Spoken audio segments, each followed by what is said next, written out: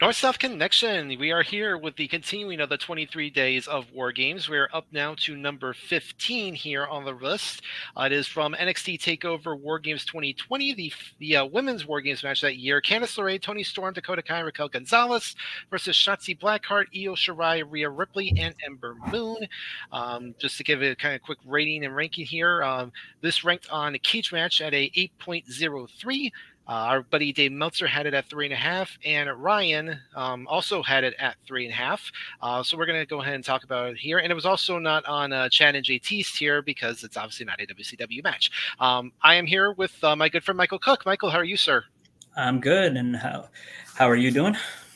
I'm good. Again, glad to kind of talk a kind of a almost forgotten War Games match here because, as we know, the 2020 being the pandemic era, that one looked back on too fondly, but it did have some good stuff in there. Yeah, I mean, when you guys first asked me to do it, I totally forgot about this one. It just as we'll talk about later, I just didn't remember anything until actually watching it again. Definitely. So, just to kind of quickly talk about the build for the match, these 8 women had kind of been intertwined through most of the last month or so.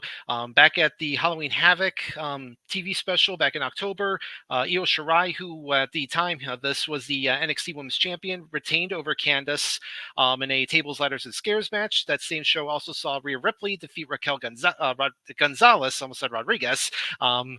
To kind of continue their little feud. Candice obviously is not too thrilled of being in the TLS match because Shotzi had selected it via the spin the wheel, make the deal. So they were kind of going at it. You also had Rhea and Raquel, like I said. Shotzi and Ember Moon had started teaming up against Dakota and Raquel, and Tony had just turned heel in the last couple of weeks here to kind of get everything all situated into this match here.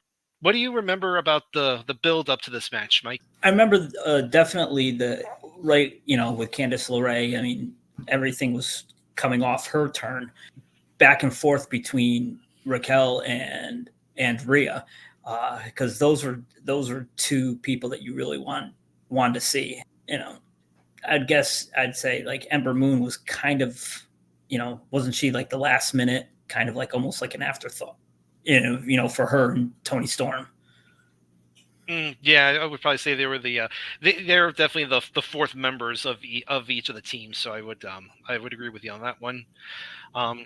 So we're talking about the match itself. It opened the show, which I thought was the smart move. Get the crowd hot. I mean, this is, again, like I said, the pandemic era, so we got the few plants in the audience, and we're also in the Thunderdome era, so we got, of course, the screens. So Ember and Dakota do start the match off. They do their little back and forth, and in a kind of rare instance, the face team actually has the advantage. Normally it's the heel team, but instead it is the face team, so they go alternate back and forth. We did get a quick appearance by Candice's new BFF, Indy Hartwell, who helped her take out Io before she was able to get in the cage. Indy had a giant neck brace on, so she was still selling a previous injury. And at one point, they do end up padlocking the door shut before Io can get in, so the heel team now has had a brief 4-on-3 advantage. Of course, until we get to what I thought was the spot of the match where Io went to the top of the cage with a trash can, put the can over her, and then dove off onto all the competitors. Kind of a little repeat of what she did the previous year when she did the moonsault off the top of the cage, but this time she takes it a step further by wearing the trash can. From there, we do get kind of the quick flurry of big moves from everyone. Dakota hit a nice double stomp on Io while she was inside a trash can, really compacted her really good. I thought Moon actually hit a really sweet eclipse onto Dakota, basically like hot shotting her on 2 chairs. That looked incredibly nasty.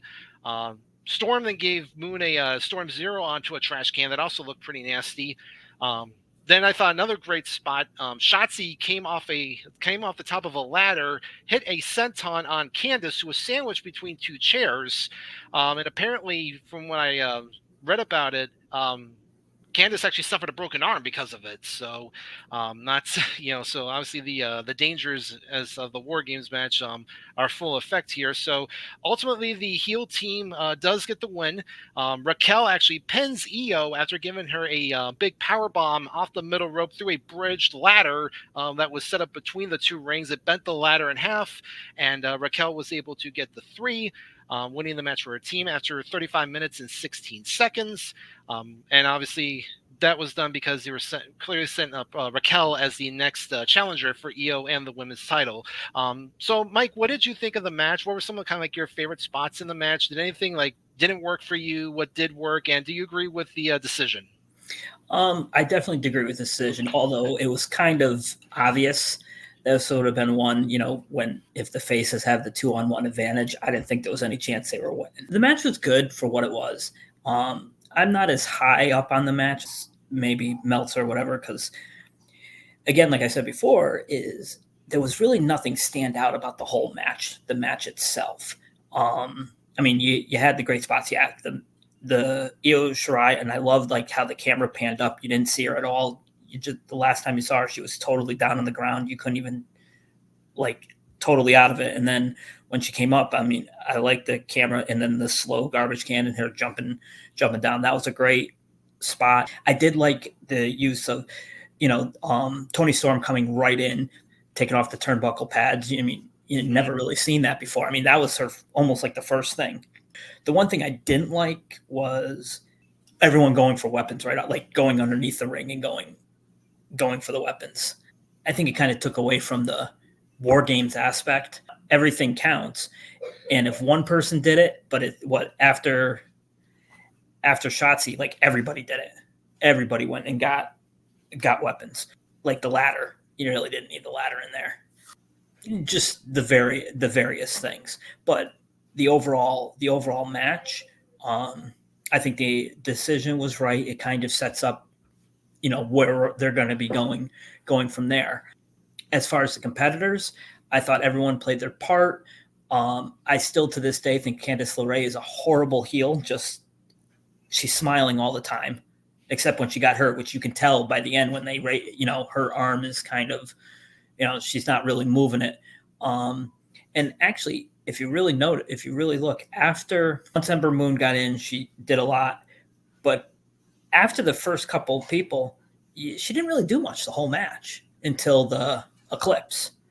I almost totally forgot that she was in it for half the match.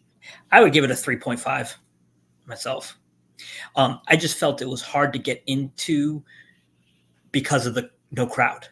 You can tell, when they pipe in, it's really bad because it's not like now where sometimes you can tell, you might think they pipe in or not, but this time you can easily tell because, the 20 plants around there are not screaming, "This is awesome," as a full chant or, stomping and everybody like stomping the ground. It's just not the same without a crowd. You have this match with a crowd and it's a lot better, in my opinion.